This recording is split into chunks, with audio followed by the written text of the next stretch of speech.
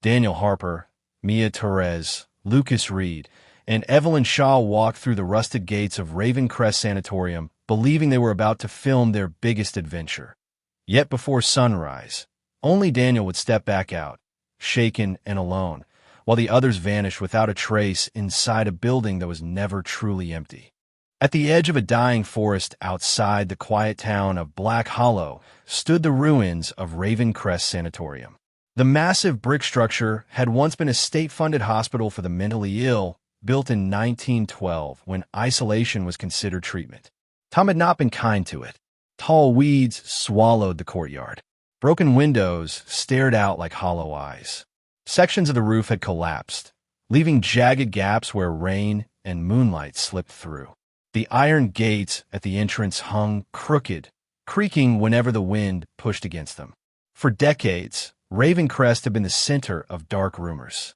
Former employees whispered about unauthorized experiments conducted in secret wings of the building. Local records showed unexplained patient deaths that were quickly labeled as accidents. In 1964, after a mysterious fire broke out in one of the upper wards, the facility closed without warning. The remaining patients were transferred elsewhere, and the doors were locked. No official explanation satisfied the town. Over time, the silence surrounding Ravencrest only made its legend grow. On a cold October evening, 4 friends arrived with cameras and flashlights, chasing both curiosity and online fame. Daniel Harper led the way, confident and focused on capturing the perfect footage. Mia Torres carried research notes about the building's history. Lucas Reed hauled extra batteries and tripods. Evelyn Shaw brought a small notebook, determined to document every detail.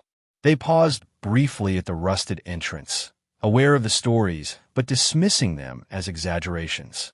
At 8:12 p.m., their camera recorded them stepping through the gates together, unaware that before the night ended, only one of them would walk back out. Daniel Harper had always been the driving force behind the group's growing YouTube channel. He understood how suspense worked, how thumbnails attracted clicks, and how titles could turn a simple exploration into a viral mystery. Ravencrest was not just another abandoned building to him. It was an opportunity to reach a larger audience and finally break past 1 million subscribers. He studied maps of the property for days and downloaded every public record he could find. He knew the building's layout better than anyone else in the group. Mia Torres handled the research. She spent hours digging through archived newspapers and local forums. She found reports describing unexplained patient injuries and references to a restricted basement wing that never appeared on official blueprints. One article from the 1970s mentioned maintenance work long after the hospital had supposedly closed. That detail stayed with her. Lucas Reed focused on logistics. He packed high-powered flashlights, backup cameras, microphones, and protective gloves. He checked each battery twice, determined that technical failure would not ruin their biggest project yet. Evelyn Shaw quietly observed them all. She trusted facts more than excitement and believed careful documentation mattered more than dramatic reactions. Their plan was simple but risky. They would film the upper floors quickly, then spend most of the night in the basement. Rumors claimed the lower level held sealed treatment rooms untouched for decades. Online explorers had avoided it, saying the structure felt unstable. That warning only increased Daniel's determination. He insisted that exploring the basement would make their video different from all the others. Just after sunset, with equipment divided and cameras recording, the 4 friends stepped through the main doors, focused on capturing history, but unaware of the danger waiting below. The first floor of Ravencrest Sanatorium felt heavier than expected, as if the air itself had settled there decades ago and never moved again. Dust covered the tiled floors in thick layers, softening their footsteps but leaving clear prints behind them. The beam of each flashlight cut through floating particles, revealing cracked walls stained by water damage and time. Rusted wheelchairs sat abandoned in corners, and patient charts lay scattered across the ground, their ink faded beyond recognition. At first, the atmosphere felt predictable for an abandoned hospital. The group documented broken furniture and long, empty wards. The wind slipped through shattered windows, creating low whistles that echoed through the halls. Pipes knocked faintly somewhere inside the walls, likely expanding in the night air. Daniel kept the camera steady, narrating silently for later editing. Mia occasionally checked her notes, matching room numbers to the ones mentioned in archived articles. Lucas adjusted equipment straps, while Evelyn scribbled observations in her notebook. Small details began to disturb the calm. A door they had filmed as fully closed appeared slightly open when they walked past it again. Footprints in the dust seemed to overlap in ways that did not match their path. One of the flashlights flickered, though the batteries had just been replaced. The building seemed to respond to their presence, amplifying every movement. At 9:03 p.m., they reached the staircase leading to the basement. The air felt colder there, sharper, and carried a faint metallic smell that did not belong to rust alone. The camera captured them descending single file into the darkness. It was the last moment the footage showed all four together before something shifted below. The basement of Ravencrest Sanatorium felt completely different from the upper floors. The stairs ended in a narrow concrete hallway reinforced with thick walls that seemed newer than the rest of the structure. The ceiling pipes were wrapped in decaying insulation, and drops of water fell at steady intervals, echoing sharply in the confined space.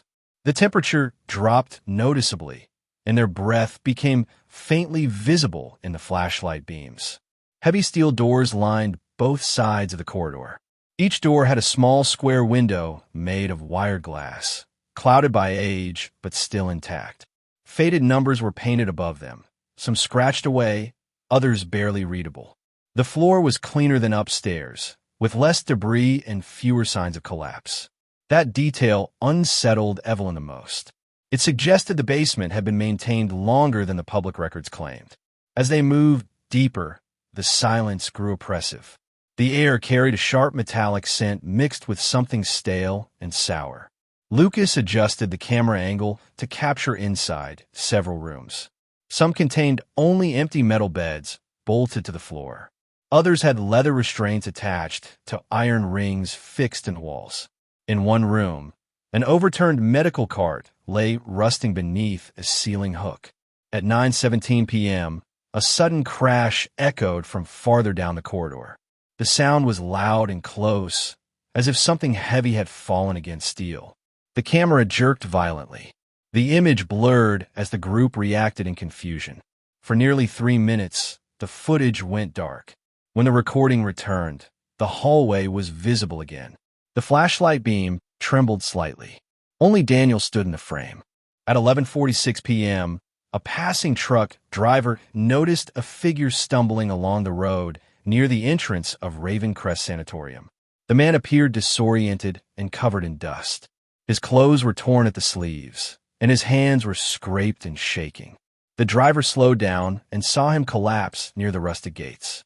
Emergency services arrived within minutes and identified him as Daniel Harper. Daniel was taken to the hospital for evaluation. Doctors found minor cuts, bruising on his arms, and signs of dehydration, but no major injuries. According to the initial report, he claimed the basement floor had suddenly given way beneath the group. He said the collapse created chaos and darkness, separating him from the others. He explained that he tried to search for them, but became lost in the smoke and debris before finding his way back upstairs. His story suggested panic and confusion rather than violence. Police secured the property before sunrise. Over the next 3 days, search teams combed every level of the building. Structural engineers examined the basement carefully. They found no evidence of a floor collapse. The concrete was intact. There were no cracks large enough to swallow 4 adults. No debripides. No disturbed dust that suggested a recent cave-in. The only unusual discovery was Evelyn Shaw's notebook, resting neatly on a metal table in the basement corridor. It was free of dust, as if placed there intentionally. The final page contained a detailed sketch of a section labeled Room 12. Beneath the drawing, she had marked a small square shape below the floor with a single word written beside it, hollow. The search ended without answers. Daniel remained the only one who walked out alive. Investigators returned to Ravencrest Sanatorium with specialized equipment after reviewing Evelyn Shaw's notebook. The sketch of room 12 and the word hollow could not be ignored. Ground-penetrating radar was brought into the basement, its slow mechanical hum filling the corridor as technicians scanned the concrete floor. When the results appeared on the monitor, a clear void showed beneath the marked area.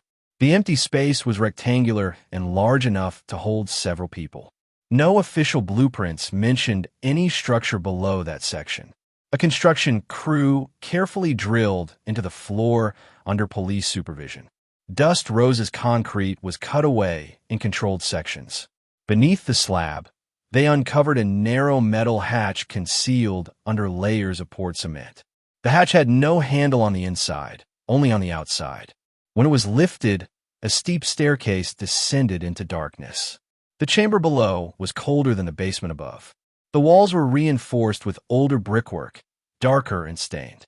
Rusted surgical tables stood in the center of the room, positioned beneath thick ceiling hooks. Metal cabinets lined one wall, their doors warped but still sealed. Inside them were film reels stacked in protective tins, each labeled with faded dates from the early 1970s. One reel was intact enough to project. The footage showed medical procedures conducted in secret years after the sanatorium was officially closed. The patients appeared restrained, and the setting matched the hidden chamber exactly. The discovery proved that Ravencrest had operated in secrecy long after it was believed abandoned. Most disturbing of all was the heavy steel door at the base of the stairs. It locked from the outside only, leaving anyone inside completely trapped. The discovery of the hidden chamber changed the direction of the investigation. What first appeared to be a tragic accident now looked carefully planned. Detectives reviewed every second of the recovered camera footage from Ravencrest Sanatorium. Forensic technicians uncovered a critical detail, a 24-minute gap in the basement recording. The missing segment had been manually deleted, not corrupted. The deletion occurred after the loud crash was heard in the corridor. Digital analysis showed that the camera had remained powered on during part of that missing time. That meant someone had accessed the device later and removed specific footage. Investigators also discovered faint rope fibers near the entrance of the hidden staircase. The fibers were modern and matched a brand sold locally.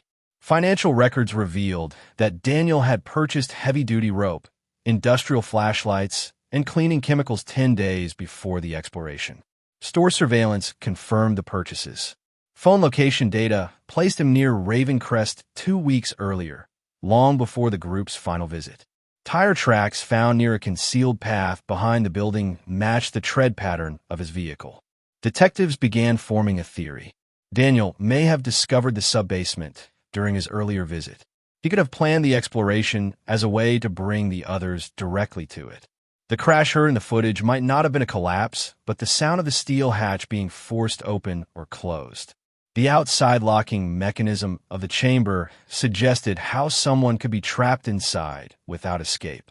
Despite mounting circumstantial evidence, there were still no bodies and no clear proof of murder.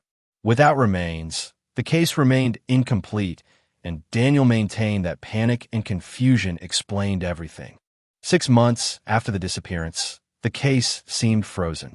Media attention slowly faded, and Daniel Harper attempted to return to normal life while investigators continued working quietly behind the scenes.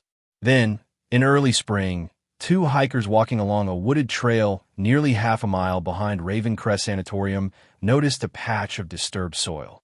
A strong odor led them to alert authorities. The shallow grave contained the remains of Lucas Reed and Mia Torres.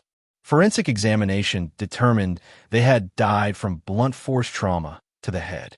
The injuries were not consistent with a building collapse. Soil analysis revealed that their bodies had first been stored in a damp concrete environment before being moved and buried in the forest. That detail pointed investigators back to the hidden chamber beneath room 12. Search teams combed the area again, hoping to locate Evelyn Shaw. Despite extensive efforts, no trace of her body was found. Cadaver dogs reacted strongly inside the sealed sub-basement, but no remains were discovered there. The absence of evidence only deepened the mystery. Daniel was arrested after soil particles recovered from his vehicle matched the gravesite composition. Digital records showed his phone had traveled along the forest path during the early morning hours after the incident. Prosecutors argued that he had trapped his friends inside the chamber, later removing the bodies under cover of darkness. Before the building was permanently sealed, investigators performed one final inspection of the hidden room. Fresh scratch marks were discovered on the inside of the steel door, marks that had not been documented during the first search. The spacing suggested fingernails scraping desperately against metal. Evelyn's body was never recovered. Ravencrest was filled with concrete soon after. Some believe the chamber did not stay empty.